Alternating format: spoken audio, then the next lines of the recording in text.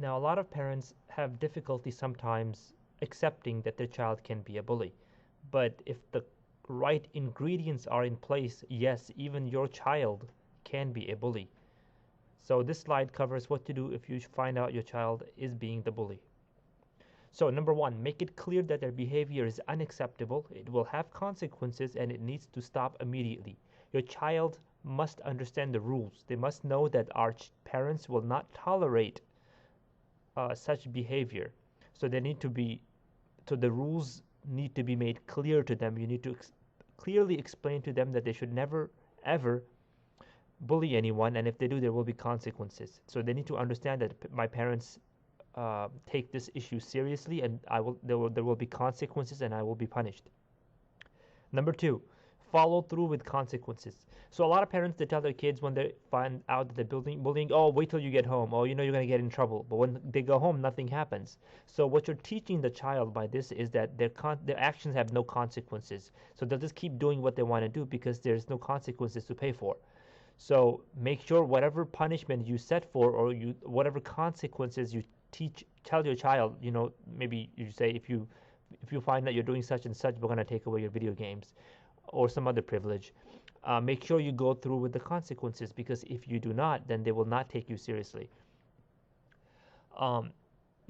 Number three, help them recognize how it is making the victim feel. Now this this is the issue of empathy. You have to make them feel like being in the shoes of the victim. You can ask them, how would you feel if your little sister or your little brother was being, treated the way that you're treating this child? What if you were that child who was being treated that way? How would you feel? And they may say, well, I would not like it. Well, you know what? That kid that you were hurting also did not like it. So you have to make it. You have to try to get them to connect and empathize with the victim. Number four, encourage them to perform an act of kindness. So whenever a child bullies another child, they may be getting some sort of high off of it, some sort of negative high. So you want to reverse that and basically turn it into a positive high. Basically, you want to teach the child that they can get a good high from doing a good act of kindness in society. It doesn't have to be, because when you do when you have a difference on someone's life, when you have an impact, negative or positive, in someone's life, it kind of makes you feel something inside. So you want to make your child feel good when you want to teach your child that they can also have an impact on someone else's life and have that positive high by doing something good. And it doesn't have to be something negative. So you can either take them to the soup kitchen, help them serve food to the homeless. You can either have them volunteer at a local nonprofit, make them collect money for some cause or whatever it may be, but you want to make them basically feel good about an act of kindness and having a positive impact on someone's life. Another thing you can do is if now some kids, they have anger issues. So if they have anger issues, you have to teach them to control it. So you need to get them a therapist or a counselor, and you need to get them counseling and therapy in order to control their angry behavior. So some kids are just like that; they just need therapy and counseling. So if you as a parent are the best judge. So if you feel that your child does have anger issues, you need to get them professional help.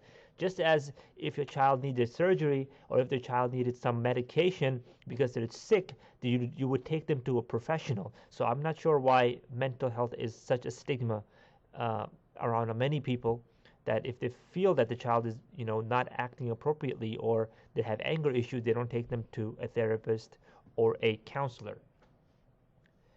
Okay, I skipped one here. It's ask them to reflect on why they are doing it. So basically, you want to ask them the reasons behind it. You want to get to the core of the issue. What is causing you to behave this way? Why did you pick on that child? Why did you hit him or her? What was the reason? What made you do that? And maybe that's when all the skeletons in the closet will come out. Well, my friends made me do it. Well, they dared me to do it. So now that's a sign your child is not hanging out with the right crowd. Or maybe, well, mom, dad, my older brother or sister does it to me, but you don't say anything to them. Why do you care if I do it to some other kids in school? So, but the bottom line is you need to get them, you need to figure out why they are doing what they are doing.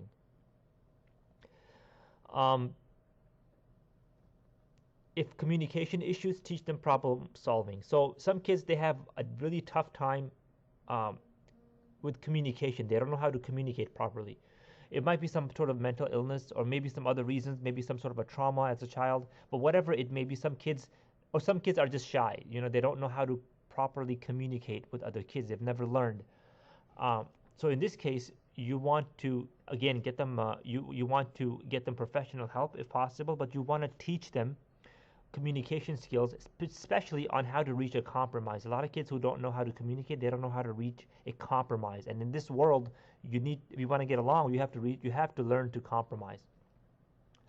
If low confidence, then help them feel better about themselves. So some kids, so I said earlier in the slides, in the previous slides, that because of low self-confidence, many kids become victims of bullying.